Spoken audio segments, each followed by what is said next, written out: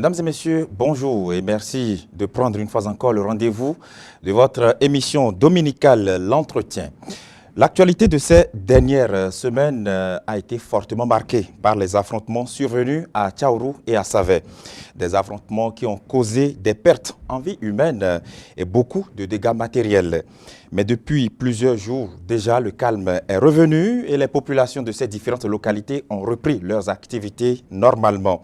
Et comme si cela ne suffisait pas, le chef de l'État, le président Patrice Talon, a rencontré ce jeudi les sages et notables de Tchaourou pour leur expliquer et réaffirmer sa volonté de ne nuire à personne, en particulier l'ancien président de la République, Boni Yayi.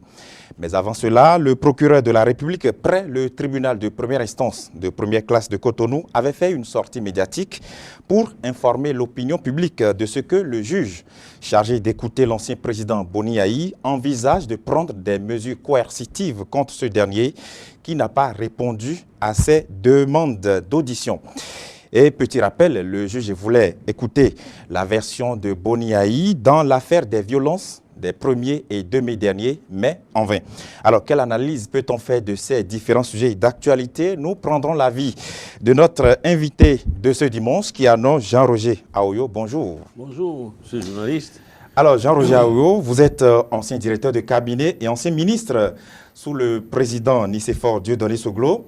Et récemment, vous avez d'ailleurs envoyé une lettre ouverte à l'ancien président Nicéphore Dieudonné Soglo, ensemble avec 35 autres anciens collaborateurs de l'ancien président Soglo. Une lettre ouverte dans laquelle vous lui dites ouvertement d'ailleurs, trop c'est trop.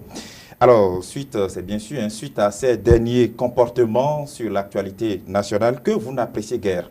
Nous reviendrons d'ailleurs dans cette émission sur les motivations qui ont sous-tendu la rédaction de cette lettre ouverte. Une fois encore, merci d'être venu répondre en direct à nos questions. C'est moi qui vous remercie. Vous êtes aussi membre fondateur du parti l'Union progressiste. Absolument. L'un des partis actuellement présents à l'Assemblée nationale. C'est sûr. Alors, votre présence sur ce plateau est donc relayé en direct sur l'ensemble du réseau du groupe de presse Le Matinal, Oui. à savoir les radios Océan FM et Urban FM, sans oublier nos différentes plateformes ici à ETélé, les pages Facebook, Twitter, YouTube, ETélé Parakou. Nous sommes aussi suivis sur l'ensemble de nos fréquences satellitaires, à savoir le bouquet Canal+, les décodeurs sans abonnement, notamment à travers Eutelsat, sans oublier aussi notre fréquence locale à Parakou. Merci une fois encore d'être venu. C'est moi qui vous remercie encore une fois.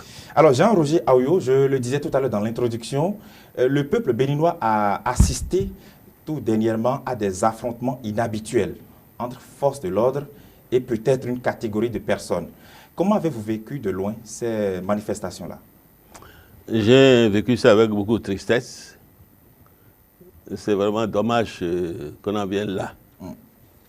Bon, les choses semblent rentrer dans l'ordre. Et comme le chef de l'État a tendu la main pour qu'un dialogue s'instaure, j'espère que le dialogue aura lieu.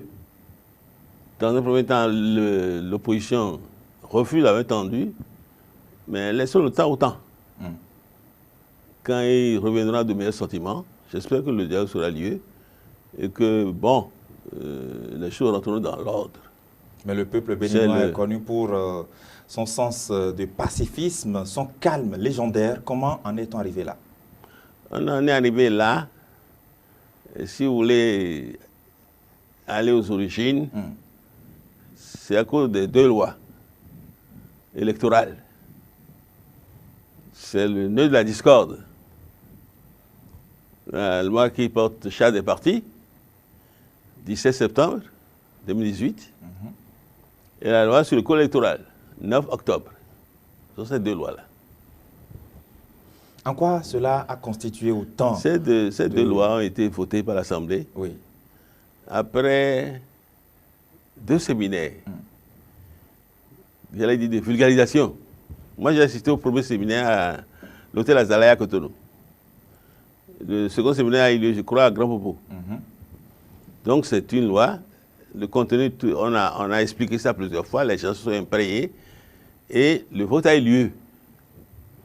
Il se fait qu'une très forte majorité de l'Assemblée a voté ces 2 lois-là. La Cour constitutionnelle a déclaré la conformité à la Constitution et le chef d'État a promulgué les 2 lois. Ah ben, à ce moment-là, c'est fini.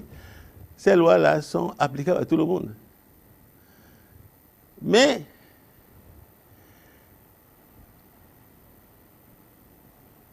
quand les élections ont commencé, l'opposition a contesté. Et l'opposition n'a pas jugé utile de se conformer à ces deux lois-là. Or, ces deux lois-là ont été prises. Le délai a été pris en octobre. Donc, si on attend 6 mois avant l'échéance du 28 avril, l'élection législative. C'est pour que tous les partis politiques aient le temps de se conformer aux exigences contenues dans ces deux lois-là. Parce qu'il faut le reconnaître, ces deux lois sont contraignantes. Parce qu'elles sont destinées à rectifier une situation qui nous bloque depuis des années. Donc, au fond, le cœur de choses-là, c'est cela, les deux lois-là. L'opposition n'a pas voulu se conformer. L'opposition s'est dit exclue, plutôt. Non, si on veut être honnête avec soi-même, on va dire que l'opposition s'est exclue. Puisqu'elle n'a pas voulu se conformer au texte. Donc, elle n'a pas, disons, les dossiers qu'elle doit fournir, elle n'a pas fourni les dossiers comme cela se doit. Donc, la Sénat a été obligée de ne pas les juger éligibles pour les élections du 28 avril. D'abord déjà au ministère de l'Intérieur, avec l'incapacité à obtenir le certificat de conformité. Oui. Donc, au fond, selon moi, c'est l'opposition qui s'est auto-exclue. Auto-exclue. Tout ce qui suit, c'est les conséquences de cette auto-exclusion-là, parce qu'ils ont voulu empêcher les élections d'avoir lieu, et en particulier les deux présidents, que sont messieurs Soglo Nicéphore Dieudonné et Yahi Boni. Tout le monde les a entendus. Je n'invente rien. Ils ont menacé, ça ne se passera pas ici. Et effectivement, à la veille des élections à Tchaourou, les incidents ont commencé. Et le jour des élections, effectivement, il y a eu des incidents. Voilà comment on en est arrivé aux incidents. Ces incidents, pour les élections, les forces de sécurité sont intervenues. Il y avait beaucoup de maîtrise. On ramenait l'ordre. Ça, c'est la première phase. Oui.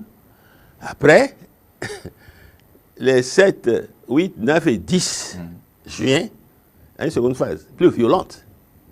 Plus violente. Mais on aurait cru que, après les affrontements des 1er et 2 mai à Kadjaroun, que le calme serait définitivement revenu. Mais non, c'est l'affrontement de Kadjaroun qui a attisé encore la situation sur le terrain là-bas, à l'intérieur du pays. Parce que qu'est-ce qui s'est passé à Kadjaroun? Il s'est passé à Kadjaroun que les deux présidents, toujours les deux, Soglo et Yahi, se sont portés dans un premier temps au Bachir d'Andokpa. On a soulevé la population. Les forces de sécurité sont intervenues pour les calmer. C'est après ça, vous avez entendu, l'élection, il faut annuler les deux lois qui sont là. Deuxièmement, il faut annuler les résultats des élections, etc. Et lorsque malgré tout cela, les résultats ont été proclamés par la Sénat, vous avez entendu le président Nicéphore Soglo donner 24 heures au président Yahi pour annuler les élections. C'est ça. C'est eux, les deux présidents-là, ce sont les fauteurs de troupes, ça. C'est les deux-là. Mais si vous le dites ainsi, est-ce que vous ne devancez pas la justice? Non. Qui actuellement est en train d'écouter les témoins. J'apprécie, moi. C'est mon appréciation. Les juges vont dire ce qu'ils veulent. Mon appréciation, c'est ça. C'est comme ça qu'on voit la situation. J'ai écouté les déclarations des uns et des autres. Oui. Je conclus que c'est eux. Et quand le soulèvement de la population n'a pas réussi, il y a eu les incidents des 1er et 2 mai. Qu'est-ce qui s'est passé? Les gens sont attroupés chez Yahi Boni. Et le ministre de la Santé a dit, bon, j'espère qu'il n'a pas menti, que ce sont des éléments drogués. Bon, et si on envoie des gens comme ça, et vous savez ce qu'ils ont fait?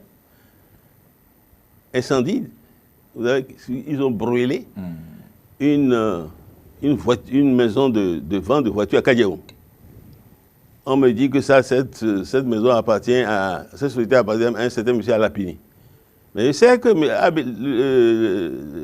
Abdoulaye Biachani a des intérêts dans cette donc, on n'a pas envoyé, les gens qui ont brûlé, on ne les a pas envoyés n'importe où.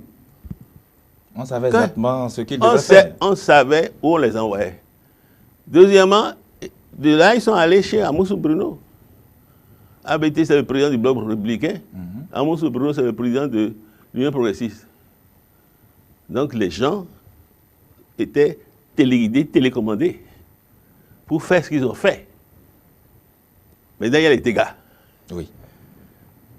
Il y a les dégâts, donc, c'est maintenant que la justice intervient.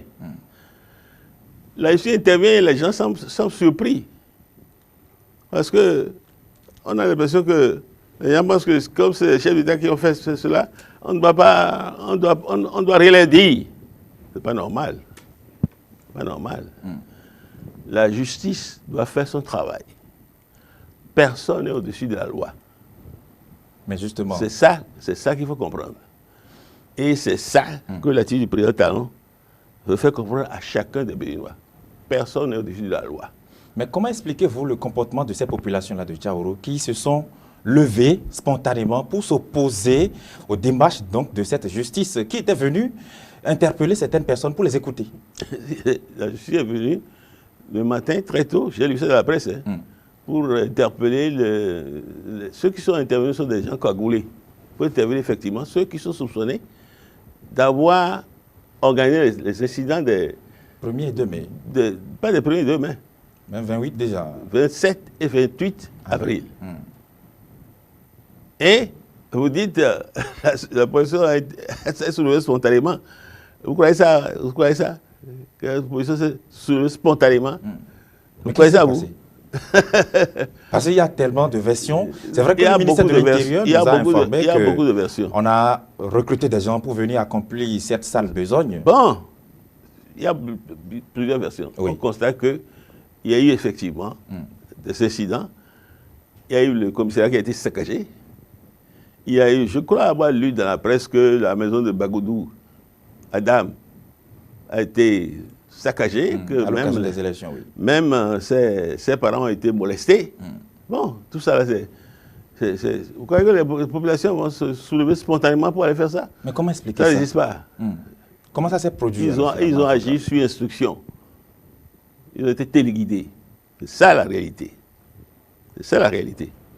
Mais quel intérêt la justice dira ce qu'elle veut. Moi, c'est mon point de vue. Oui. Voilà. Mais si c'est vrai ce que vous dites, quel intérêt a-t-on à provoquer des scènes de violence? À qui ça profite? Mais là maintenant, lorsque on est venu chercher ceux qui ont suscité les troubles des 28 et 20, c'est pour qu'on les libère.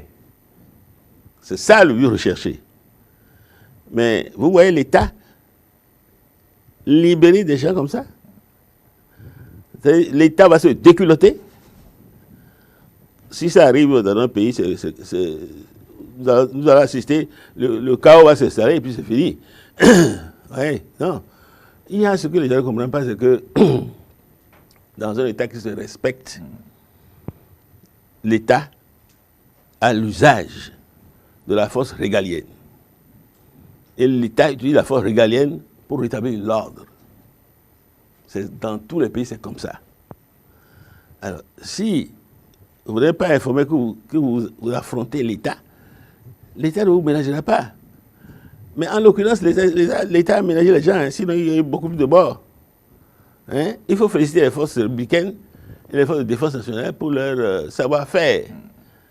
Parce que, tel que les choses sont passées, on aurait décompté beaucoup plus de choses, de victimes. Heureusement, il y a eu quand même beaucoup de victimes. Oui. C'est à déplorer. Vous voyez? Bon, il ne faut pas croire que un État qui se respecte, sinon si c'est un État voyou, si c'est un État bananier, attention, les choses peuvent se passer comme ça. Hein? On dit la paix, on laisse les gens faire du désordre. si un État accepte cela, c'est le chaos qui va s'installer. Moi, je ne souhaite pas ça pour mon pays. Ceux qui auraient téléguidé ces meneurs-là, ces fauteurs de troubles, c'est peut-être des personnalités, je n'en sais rien. C'est les deux. Je les ai déjà nommés. Alors, je n'ai pas de truc à les nommer. Oui. C'est le président Soglo et Yahi. Peut-être que dans le cas de Tchaourou, c'est Yahi. Puisque c'est les sections là-bas. Mais ils ont pourtant géré l'État. Ils savent que il faut le calme. Justement, c'est pourquoi il faut dire à haute intelligence que ce sont eux, les fauteurs de troubles. Parce qu'ils ont géré l'État, ils connaissent les contraintes liées à la charge, et pourtant ils se livrent à ce comportement-là. C'est inadmissible. Mais si c'est vrai, de quoi auront-ils peur à ce point? De quoi ils auront? Non, ils n'ont pas voulu que les élections se déroulent. Se sont déroulées. Ils ont voulu empêcher la progression des résultats. Ils étaient proclamés. Ils ont voulu empêcher l'installation des députés de s'installer. Mais ils sont rendus dans une rage que vous n'imaginez pas. Ce qui a poussé le président Soglo a donné à l'ancien intimidateur au président Talon de faire 4 heures d'annuler les choses là. Où est-ce qu'il a vu ça? Dans quel pays il a vu ça? Dans quel pays il a vu ça? Je suis peiné de le dire, mais je dois le dire. Dans aucun pays du monde, personne n'acceptera ça. C'est vrai. Nous allons tout à l'heure décortiquer la lettre ouverte que vous lui aviez envoyée. Ouais. Mais justement, on a constaté quand même que le calme est revenu à Tchaourou, à Savè. C'est chose salutaire, non? Absolument. Absolument. J'étais avec un ami de Savè avant-hier à Porto-Novo. Nous avons fait un tour d'horizon. Nous avons dit que maintenant le calme est revenu. Il faut travailler à consolider le calme. Et voir maintenant comment gérer les dégâts. C'est ce qu'il faut faire maintenant. À Bon. qui doit-on ce calme-là? À Comment? l'armée? C'est à l'armée qu'on doit le calme qui est revenu? C'est l'action des forces de sécurité. C'est évident. C'est évident. Et il y a aussi les cadres de Tchaourou qui sont mis dans la danse.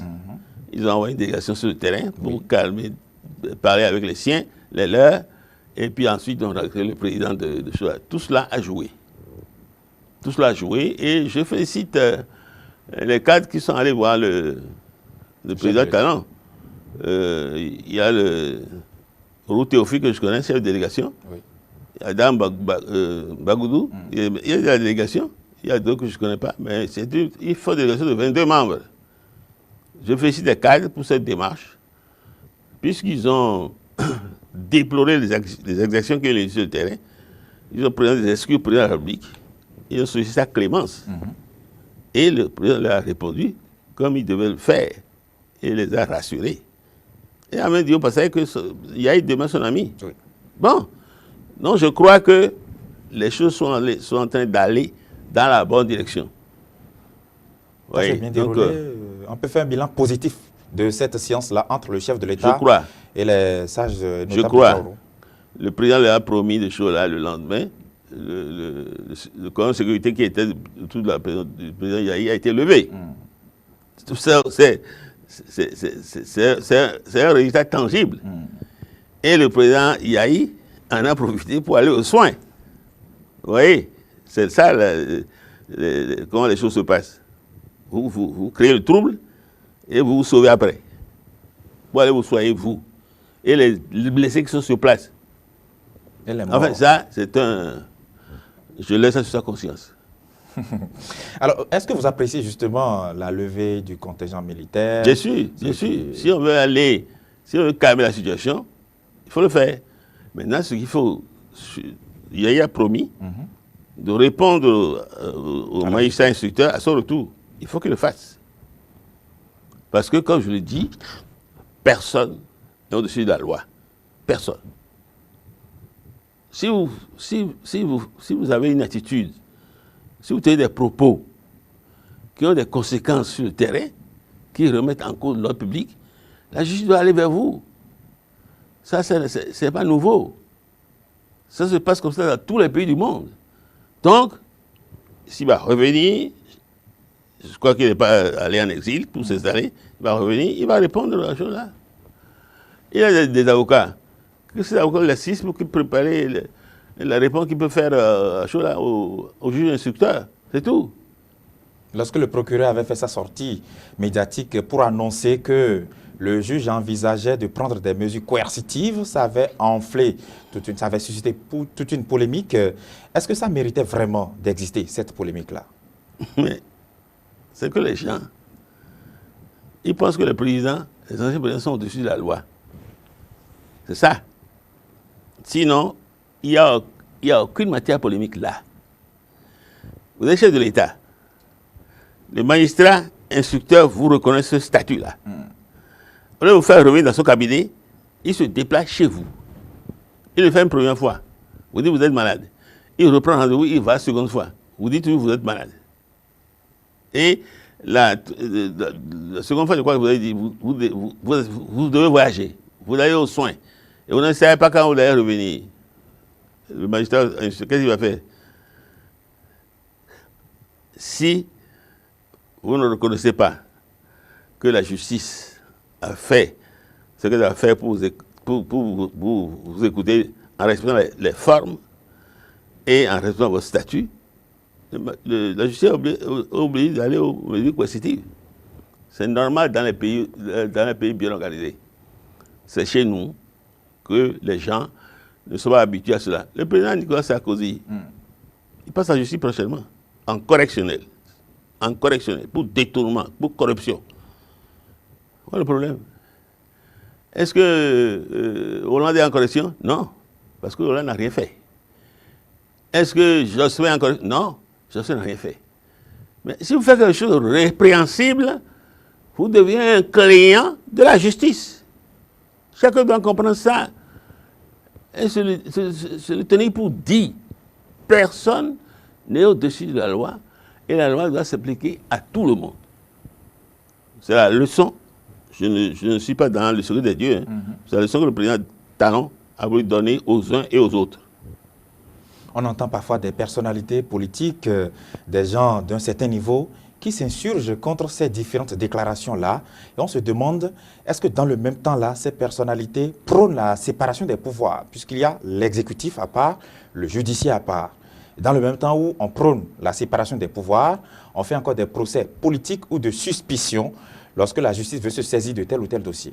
Comment expliquer ça? Je n'ai pas bien compris. Lorsque, par exemple, le procureur a annoncé de prendre des mesures coercitives, il y a même des leaders de l'opposition, pour se faire plus clair, qui ont fustigé la question. On a peut-être parlé de chasse aux sorcières, ainsi de suite. Non, ça c'est l'opposition. L'opposition dans son rôle de dénoncer ce que fait le truc là. Quand c'est une opposition intelligente, hein, elle ne fait pas ça. Mais nous avons l'opposition que nous méritons. Donc si elle fait ça, c'est leur problème. Ça, c'est pas un problème à moi. Ouais, donc ça, je ne sais pas. Lorsque le président Talon tend la main après les incidents là, pour déplorer ce qui s'est passé, il tend la main pour proposer un dialogue. Et que c'est le 20 que le président Talon a fait son discours, le 20 mai. Dans le 21, réponse de l'opposition. Oui. Et mon ami Hounete, Eric, je suis triste en le disant. Il répond au chef de l'État en termes insultants. Et Talon est une institution, c'est le président de la République. Ce n'est pas l'individu Talon qu'il faut voir, c'est le chef de l'État qu'il faut respecter. En toutes circonstances. Oui. Vous avez un langage à tenir lorsque vous parlez au chef de l'État. On ne parle pas n'importe comment au chef de l'État. On ne l'insulte pas. On n'emploie pas des propos, comment je vais dire, je ne veux pas insister. Bon, vous avez compris ce que je veux dire.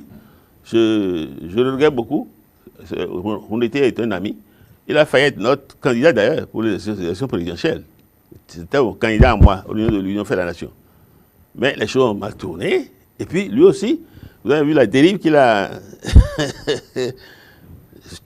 Tout ça, c'est le passé, c'est vraiment regrettable. C'est regrettable. Oui. Mais je l'invite à penser que l'avenir est devant nous. Et vous l'avez dit tout à l'heure, le chef de l'État qui est sorti du pays ce samedi et qui va subir des soins, vous souhaitez vivement qu'à son retour, que la justice puisse vraiment l'écouter. Il s'est engagé à cela avant de partir. C'est ça.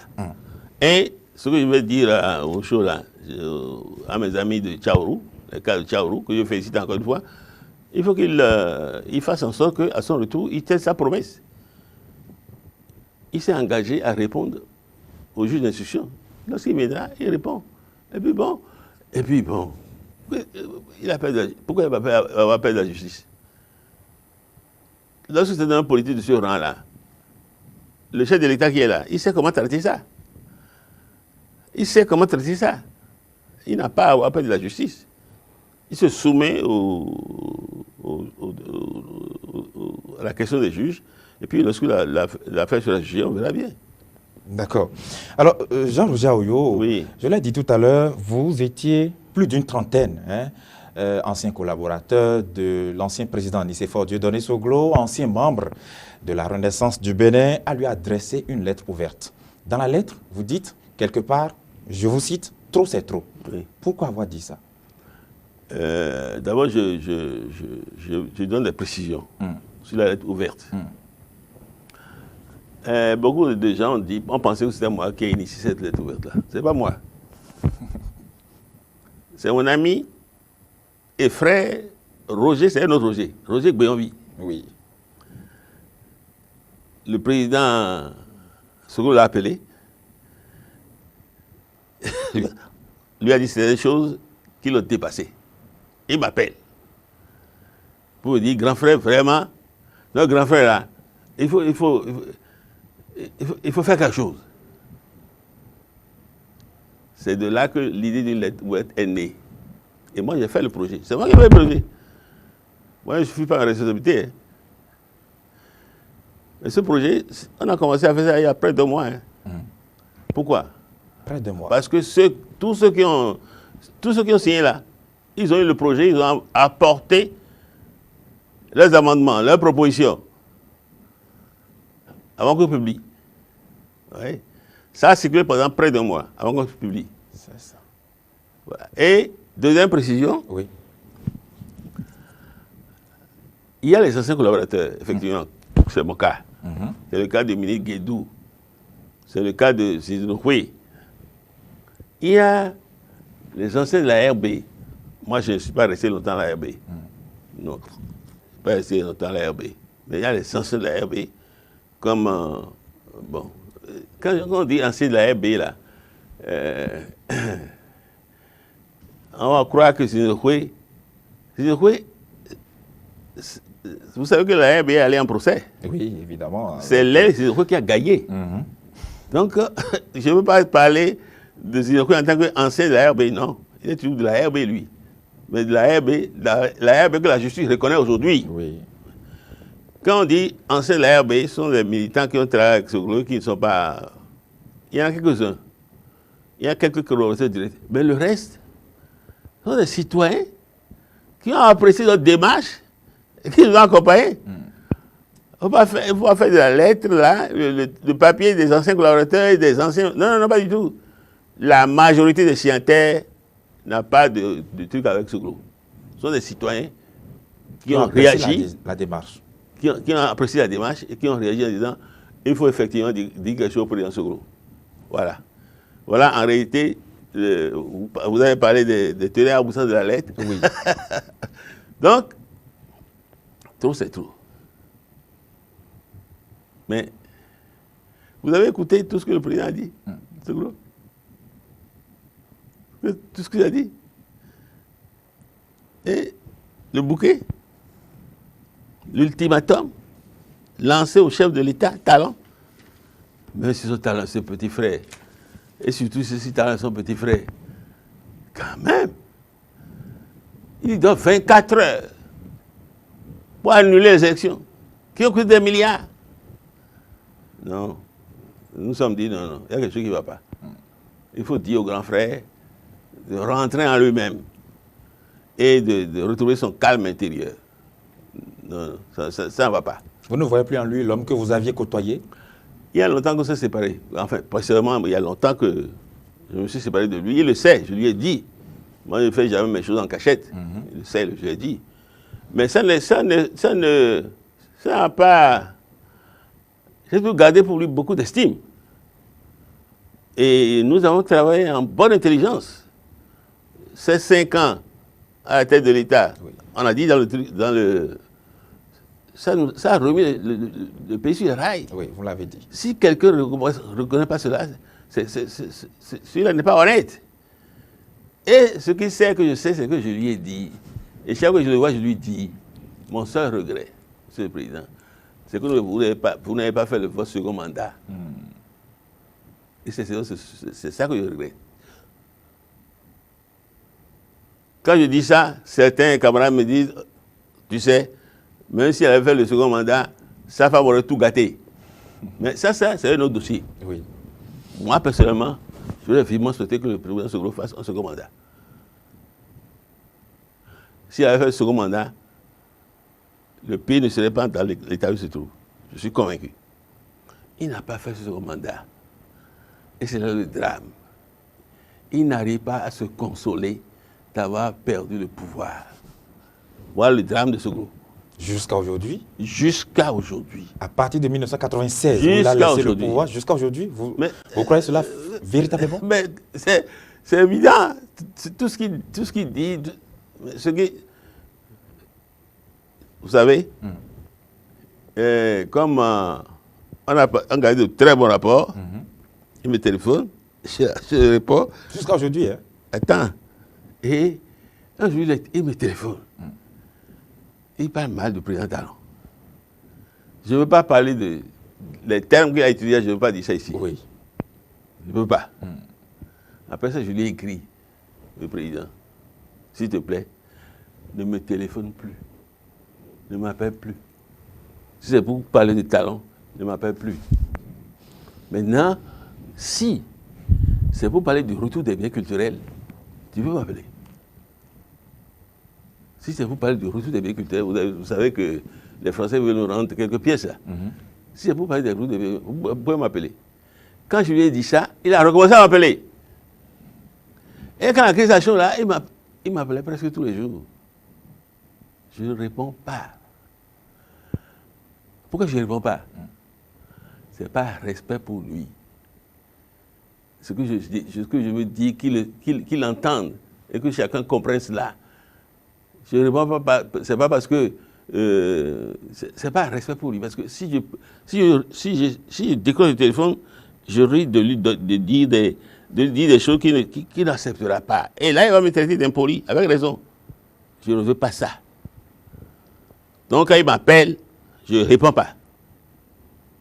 Et maintenant, je me suis dit, quand il va lire la lettre ouverte, il saura pourquoi Aoyo ne répond plus. Mais est-ce que ce ne serait pas peut-être mieux de le lui dire au téléphone entre vous, personnalité? Non. Au lieu d'emmener ça... Vous ne connaissez pas Soglo. Vous ne connaissez pas Soglo. Maintenant, depuis que la lettre, même avant la sortie de la lettre, il a téléphoné à un ami pour dire, bon, que... Enfin, il n'a pas dit ça en ces termes, hein. Parler d'isolement, enfin, il se sent isolé peut-être.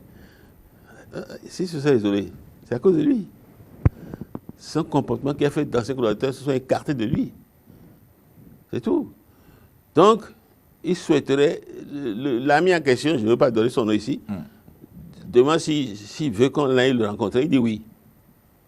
Alors, moi, j'ai dit à l'ami en question, si on doit le rencontrer, je suis prêt à le rencontrer, mais en terrain neutre. Ce ne sera pas chez lui. C'est tout. Je suis dans cette disposition d'esprit jusqu'à aujourd'hui. Pourquoi pas? Je veux le rencontrer, oui. Ce ne sera pas chez lui. Pourquoi pas? Non, je sais pourquoi. Je ne dirai pas ça ici. Voilà. Donc, il n'y a pas d'animosité particulière contre le président Talon. C'est pas le président Soglo. C'est que nous ne sommes pas d'accord avec lui. Nous ne sommes plus d'accord avec lui. Est-ce que c'est parce qu'il ne partage pas les idéaux du pouvoir en place, ou bien c'est parce qu'il ne partage pas et qu'il n'emploie pas les bonnes méthodes? C'est-à-dire, est-ce que c'est parce qu'il est de l'opposition que vous n'êtes plus d'accord avec lui, ou c'est justement sa manière de faire l'opposition qui vous déplaît? Mais il a commencé par soutenir le président Talon. Il a fait campagne pour lui. Oui. Vous vous souvenez? En disant que Lionel Chola, c'est la France-Afrique. Bon, beaucoup de journaux ont dit que les gens veulent abattre Talon. Vous avez lu ça? Beaucoup de journaux ont dit que les gens veulent abattre Talon. Quand on suit ces émissions de RFI, les gens veulent abattre Talon. Le souhait que je fais pour le show là, ce que je peux faire pour mon président, là, mon grand frère Nicéphore Dieudonné Soglo, c'est qu'il ne devienne pas l'instrument de la France-Afrique qui dénonce chaque fois pour abattre talon. C'est le vœu que je formule. Qu'il ne devienne pas l'instrument de la France-Afrique pour abattre talon. Oui. Donc il a commencé par soutenir Talon. Il a fait campagne à Talon à Boycon. Tout le monde le sait. Tout le monde le sait. Après, pour des raisons qui lui sont particulières, il s'est éloigné de Talon et maintenant il le combat ouvertement. Pourquoi il dit il veut qu'on le suive? Non. Nous ne devons rien du tout. Rien du tout. Nous sommes des citoyens comme lui. Et à partir du moment où il est descendu de son fauteuil de chef d'État, il est devenu citoyen comme tout le monde. Voilà. Nous devons du respect pour deux raisons. Ancien président et doyen d'âge. Mais à part ça, nous sommes des citoyens, sur le même pied d'égalité. Et la lettre dit, malheureusement, votre comportement actuel est en train de détruire irrémédiablement si nous n'y mettons garde. Oui. Détruire comment? Mais cette considération que nous avons pour lui, le respect que nous avons pour lui, s'il continue à faire ce qu'il fait, mais il n'aura plus de notre part le respect, la considération que nous avons gardé, nous avons préservé pour lui jusqu'à présent. C'est tout. C'est ce que nous avons voulu dire. Et donc, c'est bien ça. Notre lettre est une mise en garde. Voilà. Justement, vous mettez en garde l'ancien président Nicéphore Dieudonné Soglo. Oui. Lorsqu'il a reçu la lettre, est-ce qu'il a réagi? Ah, je ne sais pas s'il a réagi. Vous n'avez eu aucun retour, vous? Vous n'avez eu aucun retour? J'ai eu aucun retour. Je crois qu'il a compris que nous, on a dit trop, c'est trop. Peut-être que lui s'est dit, avec cette lettre, ils sont allés trop loin. Peut-être que c'est son appréciation. Il n'a pas réagi. À ma direction, non. Voilà. Alors, vous, tout à l'heure, d'ailleurs, dans vos propos liminaires, lorsqu'on introduisait l'émission, vous avez situé un peu les responsabilités de l'opposition et vous avez conclu que c'est surtout l'ancien président Nicéphore Dieudonné Soglo, en collaboration avec l'ancien président Boni Ahi, qui ont donc induit l'opposition dans sa situation actuelle, ne pas se conformer au test, si je vous suis bien. Et là, vous avez même tenu pour responsable Nicéphore Dieudonné Soglo de l'absence du consensus à l'Assemblée nationale dans le processus électoral. Oui, je vais vous expliquer. Oui. Vous vous souvenez que lorsque la Sénat a dit, il y a deux partis qui sont retenus pour les élections. Réaction immédiate du président Talon. C'est pas possible. Il a convoqué les partis politiques à la présidence. Vous avez suivi? Oui. Et il a confié une mission au président de l'Assemblée nationale. La mission, c'est quoi? C'est de trouver un consensus pour que tout le monde aille aux élections. Le président Talon n'a pas voulu que ceux qui le soutiennent seuls aillent aux élections. Moi, personnellement, je lui ai écrit pour dire, attention, si nous allons aux élections sans l'opposition, ce sera une victoire sans gloire et ton régime va prendre un coup. Vous lui avez dit ça? Je lui ai écrit, je n'ai pas dit seulement, j'ai écrit. Voilà. C'est ce qui est en train de se passer maintenant. Mais on va continuer le combat. Nous sommes en politique. Lorsque l'Assemblée, les gens sont partis à l'Assemblée pour élaborer le consensus, ils ont formé une cellule de travail de 5 membres, 2 de l'opposition, 2 de la mouvance. Et comme président, le président Mbéji. Je sais que, représentant la mouvance, enfin, les partis soutenant Talon, il y a mon ami Kola Oleidji. Il est l'un des deux. L'opposition, je ne sais pas qui représente l'opposition. Ils ont abouti à un consensus. Et le lundi suivant, ce consensus devait être soumis au président Mbéji. Pas le président Mbéji à l'Assemblée, en séance plénière. Mbéji ne l'a pas fait. Pourquoi? Mbéji ne l'a pas fait parce qu'entre-temps, les présidents Yahi, Soglo, il paraît que Azanay aussi a joué un rôle, sont intervenus pour désavouer les représentants de l'opposition. Oui. quelqu'un m'a dit que c'est le président Mbéi qui les a consultés. Ils ont désavoué le consensus. C'est pourquoi Mbéi n'a plus le courage d'introduire ça. C'est eux. Encore là, on voit bien que c'est eux. Mais s'ils ne l'ont pas dit publiquement, et que vous le dites dans une lettre ouverte, oui. Est-ce que ce n'est pas un procès d'intention? Ce n'est pas un procès d'intention. Ils n'ont qu'à...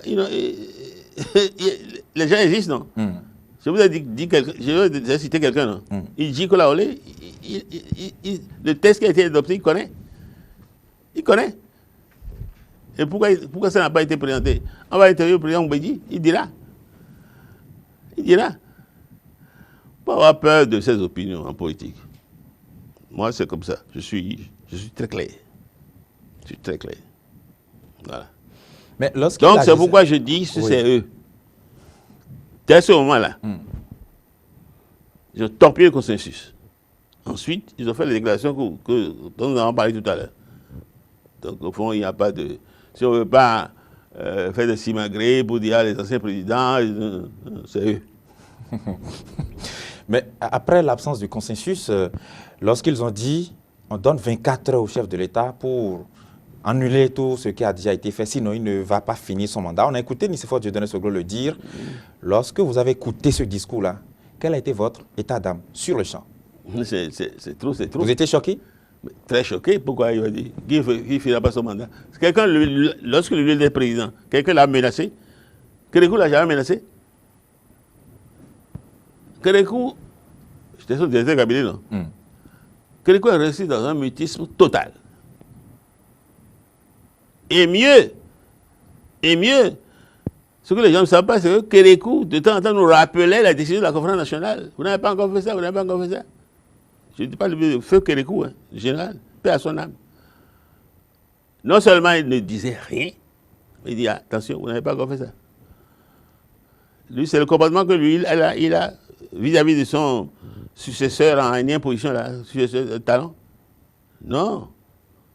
Et Yahi. Est-ce que vous vous souvenez des misères que Yahi a fait à Soglo, lorsque Soglo a osé le critiquer? Vous vous souvenez de ça? Quand les ministres de Yahi sont allés dans les districts de Cotonou, foulant au pied les lois de la distanciation, et que le président Soglo lui en a parlé, il a envoyé Alexandre Moutondi, lui dit des saletés. Tout le monde a suivi. Et par la suite, quand le président Soglo a créé sa gouvernance sur RFI, tout ça s'est passé en 2008, il a envoyé le même Moutondi, qui a été encore plus grossier qu'avant. Et cette fois-ci, il a été obligé lui-même de désavouer Moutondi, Alexandre. Vous voyez? Lui ne supporte pas qu'on le critique. Et vous voyez ce qu'il fait pour celui qui vient après lui, ce qu'il fait lui, vis-à-vis de celui qui vient après lui. Il faut féliciter et admirer le président Talon. Il est calme. Il ne dit rien. Mais il applique la loi. Et il respecte la Constitution. Les lois qui sont votées doivent être appliquées. Donc il n'est pas question de prendre un décret pour abroger les lois qui sont votées. Ça se fait dans la République bananière. Nous sommes à la République bananière au Bénin. Les lois qui sont votées doivent être appliquées. Lorsque quelqu'un se met en difficulté avec la justice, on l'interroge comme tout le monde. Président ou pas, la loi doit être appliquée. C'est tout. Il faut féliciter le président Talon pour ce comportement-là. Il ne dit rien à personne, mais il sait où il va. Et il sait clairement ce qu'il doit faire. Si les gens ne le savaient pas, avec la gestion de la crise que vous venez de connaître là, ils doivent se rendre compte que, attention, ce monsieur, il ne faut pas s'amuser avec lui. Dans cette lettre ouverte, à sa page 4, je cite, « Mais quel n'a pas été notre étonnement, voire notre indignation, quand, après tout cela, vous avez d'abord rappelé tout ce qui a déjà été fait, vous et votre acolyte, vous parlez de Boni Yahi comme ça, vous persistez dans l'erreur en faisant appel à l'étranger pour intervenir dans les affaires intérieures de notre pays. Oui. Est-ce que c'est ça qui vous a amené tout à l'heure à dire sur ce plateau que s'il ne sait pas faire, lui-même sera l'instrument de la France-Afrique de la France-Afrique pour détruire le Bénin. Non, c'est pas ça là. Ça c'est encore, une erreur pour on dit trop c'est trop. Oui. Vous n'avez pas à aller demander à l'intérieur de intervenir dans les affaires de votre pays. Personne ne fait ça. Un citoyen normal ne fait pas ça. Un ancien chef d'État encore moins. Non. Ils ont été dénoncés par le PCV. Vous avez lu? Bien sûr. Alors, le communiqué. Ça dépasse l'entendement. C'est-à-dire que tout ça, on dit tout c'est trop. Tout c'est trop. Vous avez fait votre tour à la tête de l'État, laissez celui qui est là faire son mandat. C'est tout ce que nous voulons. Vous pouvez faire l'opposition, faites l'opposition dans les normes.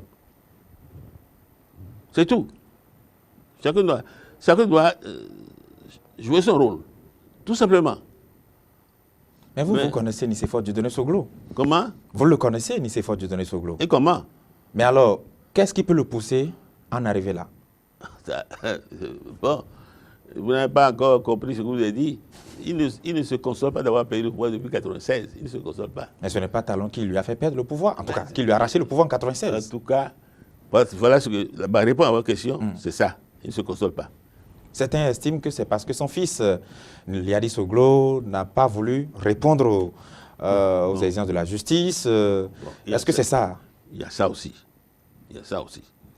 Parce qu'en pleine crise, le président Talon a convoqué les responsables au palais. Lui, c'est ce qu'il a dit à Talon. Il faut que mon fils rentre. On parle d'une situation nationale, tu ramènes ça au cas de ton fils. Mais qui a dit à son fils de partir à l'extérieur? Qui a dit à son fils de passer en exil? C'est pas lui-même qui est parti en exil. Personne n'a l'autorisation pour revenir.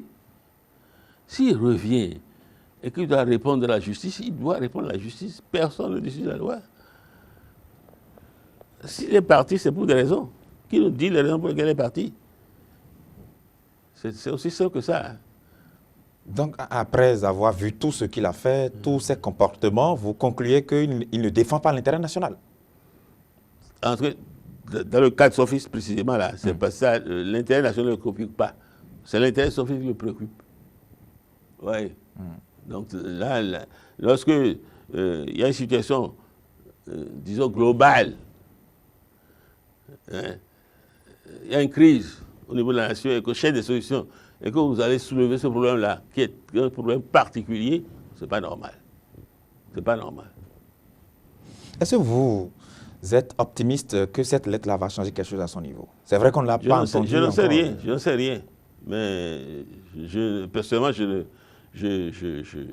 nous espérons qu'il va en tenir compte. Mais nous ne sommes pas des faiseurs de miracles. Nous savons que nos moyens sont tout à fait modestes. Nous ne sommes pas des faiseurs de miracles. Donc, au fond, nous lui avons dit ce que nous pensons. À lui d'en tenir compte, de ne pas en tenir compte. C'est tout.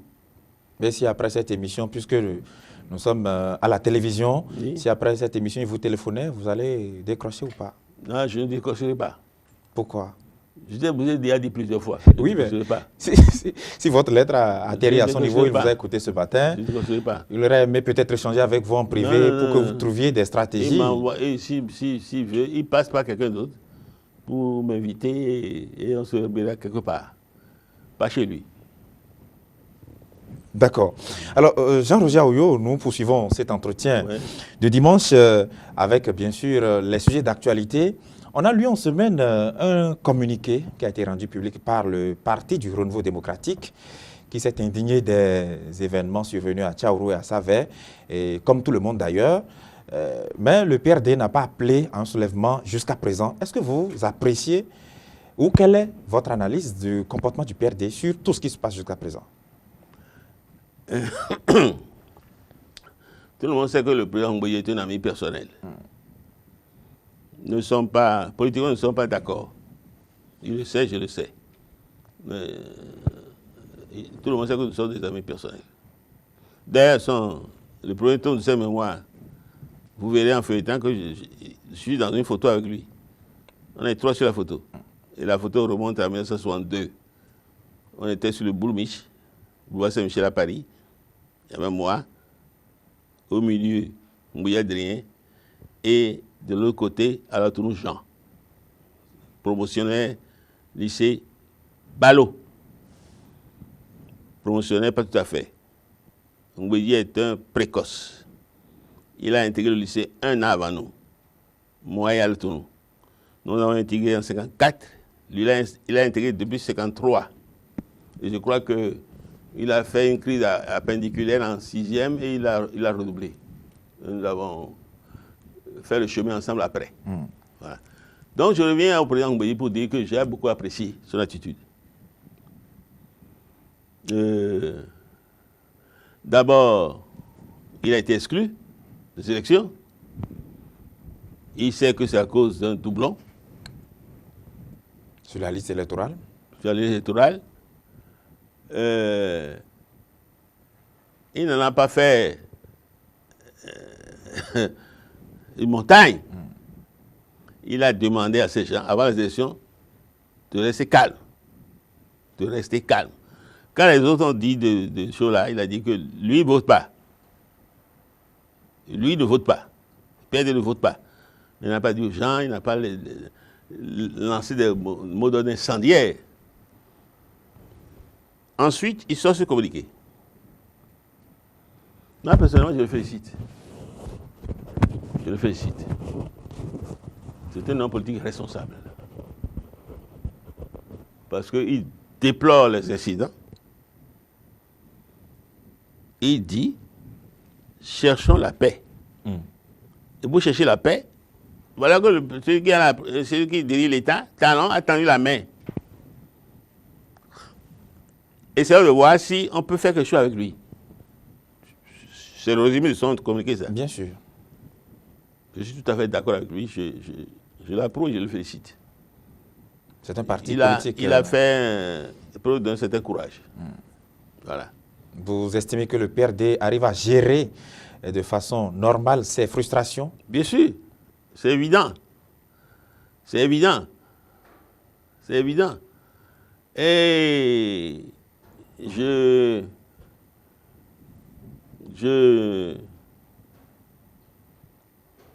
pense même que, quand le président Ngbeyi, dès le départ, a dit « je ne veux plus faire l'opposition », peut-être qu'après la crise électorale, il reviendra de meilleurs sentiments et qu'il va reprendre sa collaboration avec Talon. Je le souhaite personnellement. Ce qu'il va faire, je ne sais pas. Mais je le souhaite personnellement. Et dans le même temps, dans la même semaine, on a lu un autre communiqué d'un autre parti politique, les Forces Cori pour un Bénin émergent, qui jusqu'à présent n'ont plus d'existence légale au regard de la charte des partis politiques actuellement en vigueur, qui, eux, appellent leurs militants à continuer à résister. J'emploie leur verbe, résister. Est-ce que dans ce contexte, on peut continuer à espérer que la paix soit toujours dans ce pays? C'est-à-dire que je regrette de n'avoir pas lu ce communiqué avant de venir. Je ne l'ai pas lu. J'ai cherché depuis avant-hier, quand j'ai lu j'ai cherché, je n'ai pas trouvé. C'est comme j'ai cherché le communiqué du clergé. On va revenir sur le clergé tout à l'heure. Oui. Je n'ai pas trouvé. Mais s'ils veulent résister, bon.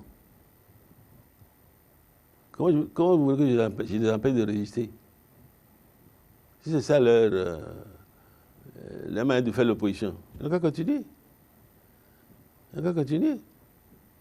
Moi, je ne leur conseille pas je leur conseille de rentrer en eux-mêmes, de considérer que les élections sont finies, de considérer, d'accepter les mains tendues la main tendue de Talon. Peut-être qu'au cours de ce dialogue-là, peut-être, je dis peut-être, au cours de ce dialogue-là, l'Assemblée qui a été élue peut être amenée à s'auto-dissoudre.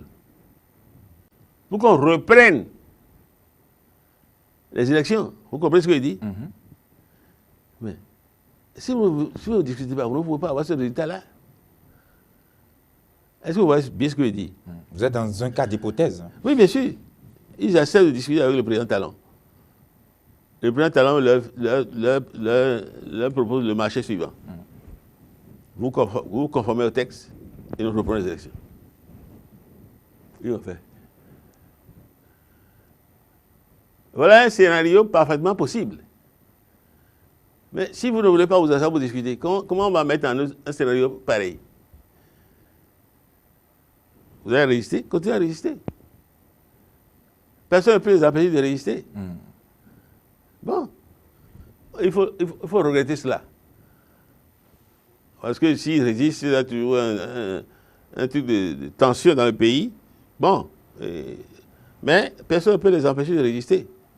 Mais on peut déplorer une pareille attitude. C'est mon cas. Je leur conseille d'être plus conciliant, d'accepter la main tendue et de discuter. Peut-être qu'en discutant, on trouvera des formules qui arrangent tout le monde. Et ça m'amène à vous faire une question beaucoup plus globale, pas forcément personnalisée sur une formation politique. Quelle doit être la responsabilité des partis politiques aujourd'hui au Bénin dans le processus de préservation de la paix au Bénin? Les partis politiques. Les partis politiques, c'est une question. On ne peut pas donner une réponse.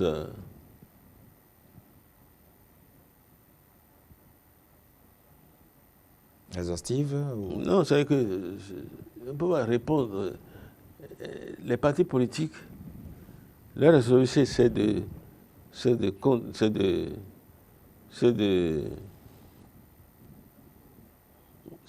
contribuer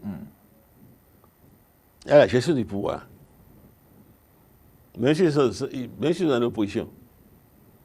Si dans l'opposition, ils critiquent, par la critique, ils considèrent la gestion du pouvoir, pas le président qui est là. Bon, par rapport à la gestion de la paix, quel doit être leur rôle?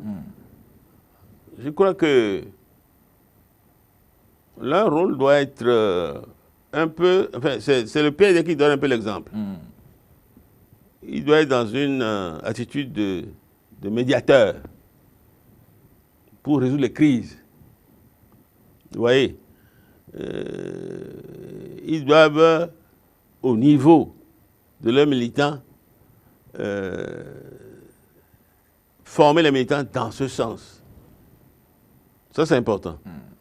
Les partis politiques que nous avons là maintenant, avec les nouveaux partis politiques là, que nous sommes en train de créer là, peut-être que ça viendra, où le parti politique aura une école de cadres pour former ses militants. Hein? L'intérêt général, c'est quoi? Comment préserver la paix? Les thèmes comme ça là, il faut former les militants, ces thèmes-là, pour qu'en cas de crise, ils sachent comment réagir et comment bien réagir pour préserver la paix sociale. Oui, donc, votre question n'est pas, elle n'est pas difficile, mais on ne peut pas y trouver une réponse aussi précise que si c'était mathématique. Non, on ne peut pas, on peut pas. D'accord. On ne peut pas. Voilà ce que je pense. Hein. Le rôle d'un parti politique, je prends les noms du PRD. Oui. Moi, je pense que le président Ouya a parfaitement raison. Il est en train de jouer un bon rôle. Voilà. Très bien. Et alors, vous l'avez évoqué tout à l'heure, venons-en aux démarches du clergé pour la préservation de la paix au Bénin. Le clergé qui avait déjà, on va dire, qui s'était offert un médiateur pour pouvoir écouter les différents acteurs, intervenir et les réconcilier s'il le fallait. Le clergé a commencé déjà à écouter certaines personnalités, dont Nicéphore Dieudonné Soglo notamment. Quelle appréciation portez-vous sur la démarche du clergé catholique? Est-ce que vous avez lu dans le matinal un article du professeur Goyi? Gilles Goyi.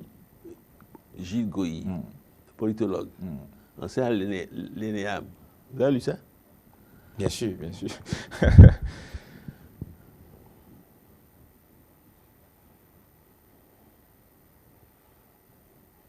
Si vous n'avez pas lu ça, il faut aller lire ça. Je pense exactement ce que Gilles Goyi passe là. Le président qui offre sa médiation dit il faut faire rentrer tous les exilés. Et Gilles Goyi dit mais qui les a demandé d'aller en exil? Est-ce qu'on doit les autoriser à rentrer? S'ils veulent rentrer dans un pays, personne ne les a obligés à ça là. Ça, c'est un... Gigoï dit, mais vous parlez de réconciliation. La réconciliation se fera comment ça? Sans la justice. Et les gens qui ont mal employé l'argent public là, vous voulez qu'on se réconcilie avec eux? Et ils n'ont pas de quota en justice? Gigoï dit, mais vous avez entendu les anciens présidents, Soglo et Chaud là, leur déclaration pour soulever le peuple, appeler le peuple à la révolte, à la rébellion. Et confrère, vous n'avez rien dit. Vous n'avez rien dit. Gigoï continue pour dire, mais il a fait une dernière interrogation pour montrer la partialité du clergé. Quand on est partial, on se propose quoi, pas pour être médiateur. Qu'est-ce qui justifie cette dernière position-là, notamment? Je ne sais pas. Ils doivent faire leur examen de conscience pour savoir pourquoi ils ont cette attitude. Vous savez,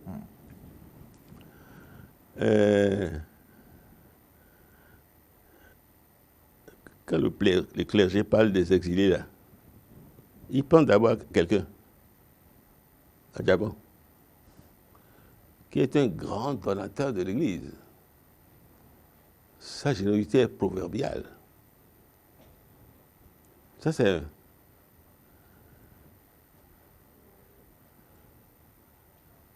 Mais à Djabon, personne n'a obligé à choisir en exil. Il pense qu'on va le massacrer judiciairement. Donc il est parti. Il vient d'obtenir le truc d'exilé politique. Tant mieux pour lui qu'à rester en France. Mais l'Église, nous connaissons l'Église et nous connaissons les évêques. Vous savez que Monseigneur Gaillet, avant les élections présidentielles, a écrit à Talon et à Djabon pour leur dire ne vous présentez pas aux élections présidentielles. Vous savez ça? En 2016, oui. Bon. Et vous savez qui a demandé à Gaillet, l'archevêque, d'écrire ça? C'est à Djabon. Sérieusement? C'est à Djabon. Non, vous ne pouvez pas le dire. Je te dis que c'est à Djabon. On va faire des enquêtes. C'est pas après enquête que moi je dis que c'est à Djabon. Et malgré cela, les deux sont allés aux élections. Talon est élu. Le nonce apostolique l'appelle pour lui dire, faire des recommandations, tout ça. Il a dit, mais si j'avais écouté l'archevêque, là, je ne serais pas ici. Si j'avais écouté l'archevêque Gaillet, je ne serais pas ici. Je n'aurais pas été candidat. L'Église, Talon connaît l'Église. Très bien. Je connais l'Église. Personne ne peut nous... Je n'ai pas peur d'être soutane. Je n'ai pas peur des croix pectorales. Si vous voulez rentrer en politique, mettez votre soutane à la porte. Asseyez-vous, on discute. Et si vous voulez être un juge, soyez un juge impartial. Vous devez dire, vous devez dénoncer dans votre truc, là, vous devez dénoncer le président, les fauteurs de trouble, vous devez dénoncer. Avant de vouloir rétablir la paix.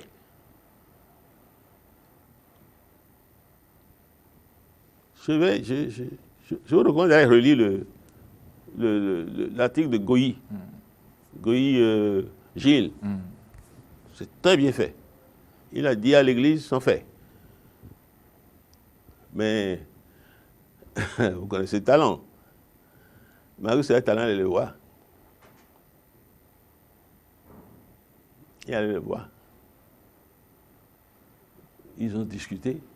Il n'y a pas eu de suite. Ça ne veut pas dire que la médiation a encore eu lieu, hein, mais le talent est parti prendre un premier contact. Attendons pour voir. Je suis sûr qu'il a parlé de cette... il a dû leur faire ces remarques-là. Il faut être juge, il faut être impartial. Si vous n'êtes pas impartial, vous ne pouvez pas être juge. Vous ne pouvez pas être médiateur. Voilà. Alors, dans cet environnement aujourd'hui, quelles sont les conditions pour une paix durable au Bénin? Nous avons besoin de nous développer. Et pour se développer, il faut un pays stable. Absolument. Alors, que faut-il faire aujourd'hui pour que la paix soit vraiment durable? Non. D'abord, il faut que tout le monde respecte la Constitution. Oui. Deuxièmement, que tout le monde respecte les lois votées. Et que chacun mette une dose de bonne volonté. Il ne faut pas décemment être au pouvoir pour travailler son pays. Celui qui est là, il est là pour, il veut faire 5 ans, lui est parti. Je ne sais pas s'il partira pour 5 ans, mais sa volonté proclamée, tout le monde sait, c'est 5 ans, il veut faire pour partir. Bon, si c'est celui qui a le pouvoir qui constitue pour vous une gêne, comment vous pouvez travailler sereinement pour le pays? Non, les gens n'ont qu'à rentrer en eux-mêmes et considérer que le pays, à tout le monde, celui qui est là, on le laisse faire son mandat. C'est 5 ans, il fait 5 ans, il s'en va. Et on respecte les lois, on respecte la Constitution. Si on veut, les choses là, c'est comme ça. Si on ne fait pas ça, il y aura toujours des tensions. Et s'il y a toujours des tensions, il n'y aura pas de développement. C'est tout le monde qui va en partir. Donc, moi, c'est comme ça que je vois les choses. Hein. Oui. C'est peut-être trop simpliste, mais c'est comme ça que je vois les choses. C'est comme ça que je vois les choses. Donc, la condition pour que la paix, ça dépend de chacun. Et là, chacun doit faire l'effort. Lorsque quelqu'un est au pouvoir, il faut le respecter. Il faut le laisser faire son mandat. Si vous avez l'opposition, votre rôle, c'est de dénoncer ce qui fait mal. C'est ça le rôle de l'opposition. Si vous êtes de la mouvance présidentielle, vous le soutenez en lui donnant des conseils. C'est ce que moi je fais, moi. Talon n'est pas un saint. Personne n'a dit qu'il est un saint. On sait d'où il vient. Personne n'a dit qu'il est un saint. Mais, comme a dit Goï, depuis l'indépendance, là, on a vu un gouvernement comme celui de Talon. Depuis l'indépendance, est-ce qu'on a vu un gouvernement comme celui de Talon? Acharné au travail. Nous sommes devenus le premier producteur de coton en Afrique occidentale, devant le Mali, dans le Burkina. Extraordinaire. L'année prochaine, nous serons 700 000 tonnes de coton. Ça, c'est le coton, ça. Les cultures vivriers. Deuxième pays dans 8 mois. Deuxième pays dans 8 mois. Au fond, ce qui gêne les gens, et beaucoup de gens, c'est que Talon a entrepris d'assainir les finances publiques. Talon a entrepris d'enseigner le président. Ça me donne l'occasion d'ouvrir une parenthèse pour féliciter le jeune Wadaï. Il fait un travail de qualité. C'est le fils de mon ami Nestor Wadaï. Je félicite les deux au passage.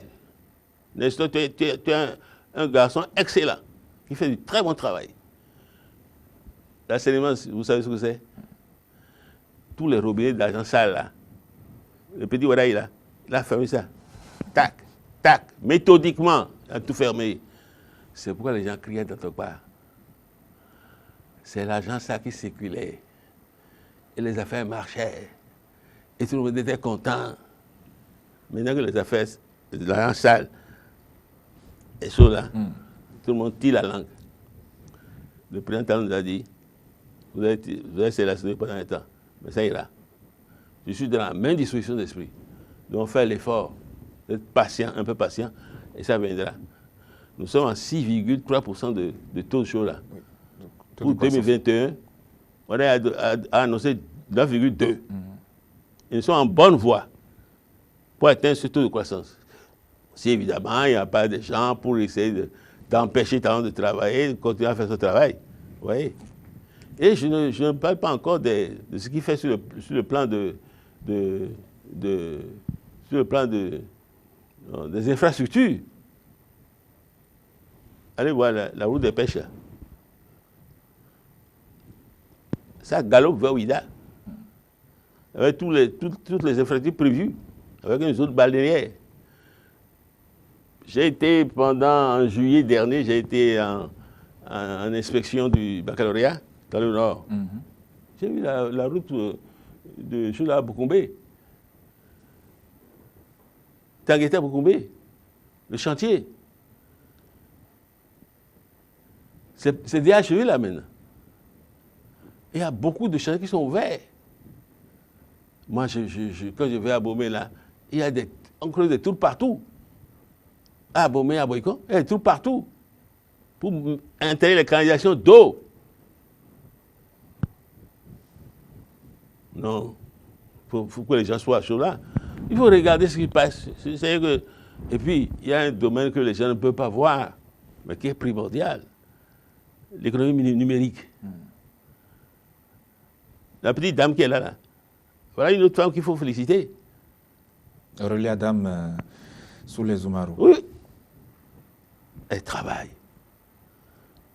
Data Center à Calabi. Mais un jour, j'étais avec j'ai un petit secrétaire qui m'aide à gérer mon PC.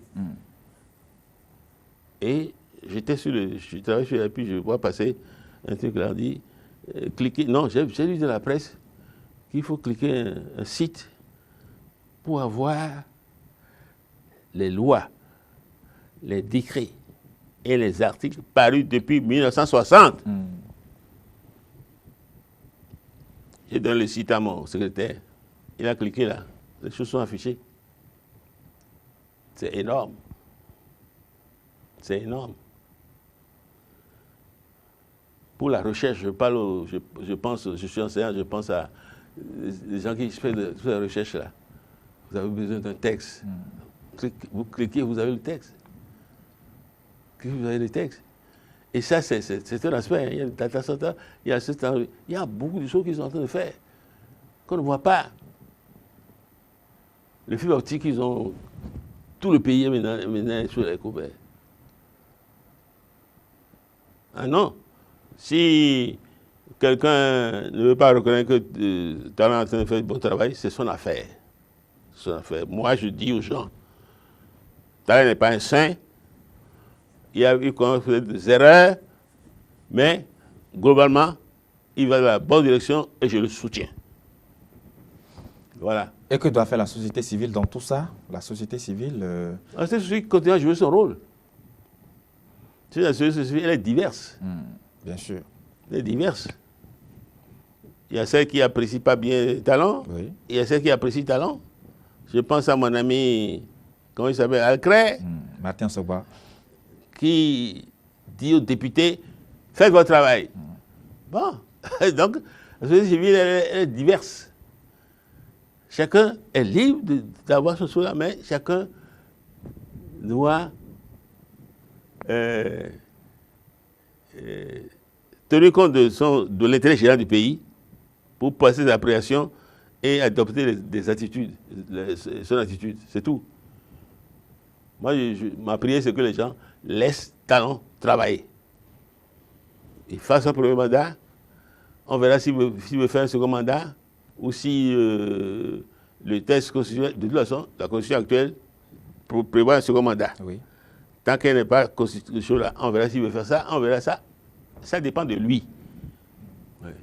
Très bien. Moi, je suis dans cette disposition d'esprit-là.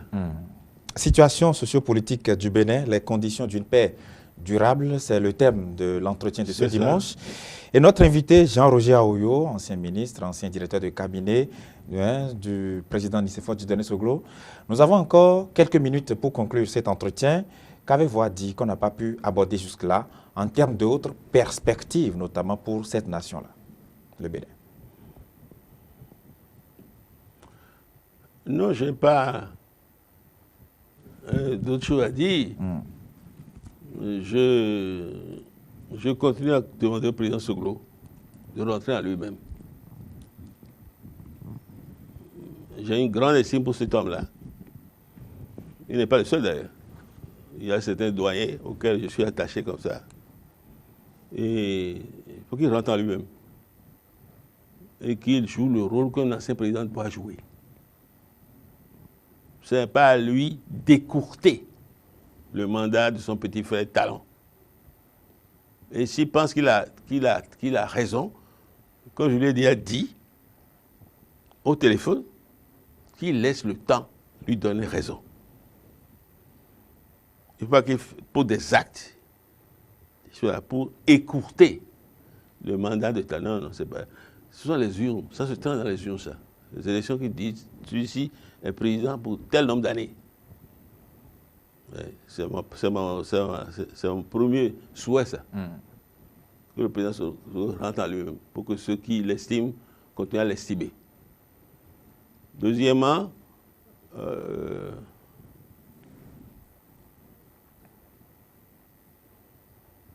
je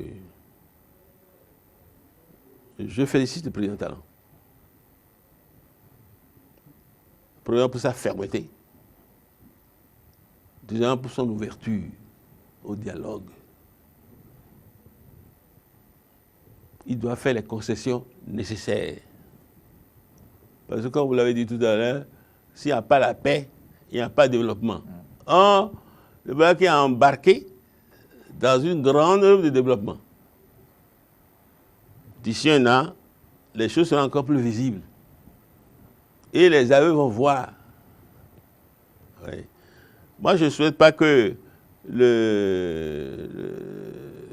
quelque chose vienne interrompre le mandat de Talon, parce que s'il finit son mandat, ce sera vraiment dans l'intérêt général.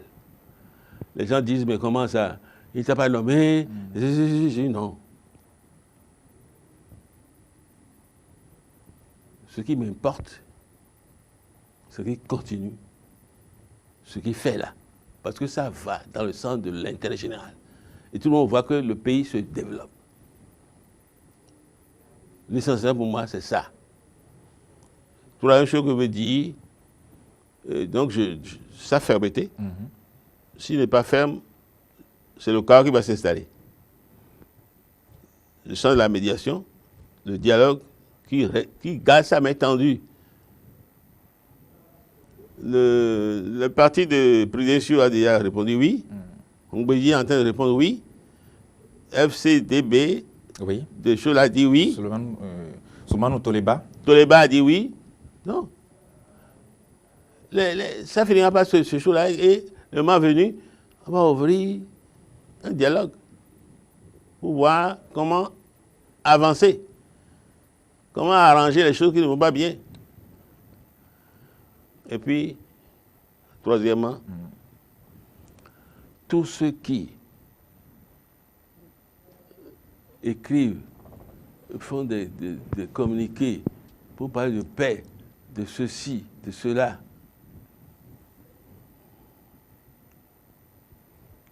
il y en a qui sont des professionnels. Leur rôle, c'est de vouloir la paix. Il y en a qui sont des... On connaît tous les plumages. Je demande à chacun, tous ceux qui disent la paix là, et qui veulent faire une médiation, d'être impartial. C'est la condition pour réussir une médiation. S'ils ne sont pas impartiaux, ils ne réussiront pas. Ils ne réussiront pas. Donc voilà en gros ce que je peux dire pour clôturer peut-être cet entretien. Et en vous remerciant pour m'avoir invité et m'avoir donné l'occasion de dire ce que j'ai sur le cœur. Voilà. Merci infiniment à vous. Oui, Monsieur Jean-Roger Aoyo. Oui. Vous êtes un ancien universitaire. Vous me confiez tout à l'heure dans les couloirs que vous étiez en 1985 vice-recteur de l'université. C'est quelqu'un qui vous a châté? Bien sûr, de l'université. Oui. Merci infiniment à vous d'avoir été sur ce plateau. Vous êtes ancien ministre sous le président Nicéphore Dieudonné Soglo. Oui. Vous êtes actuellement membre fondateur du parti L'Union Progressiste, l'un des partis présents à l'Assemblée nationale. Absolument. Merci infiniment d'être venu partager avec nous ces moments de télévision avec nos téléspectateurs, mais également aux nombreux auditeurs qui nous ont suivis à la radio aussi. Merci, je vous souhaite un bon dimanche. Merci beaucoup, c'est moi qui vous remercie de m'avoir invité et de m'avoir donné l'occasion de dire tout ce que j'ai dit. Voilà. Si j'ai offensé certains, qui me pardonnent. C'est mon style, je suis direct, mais je suis franc.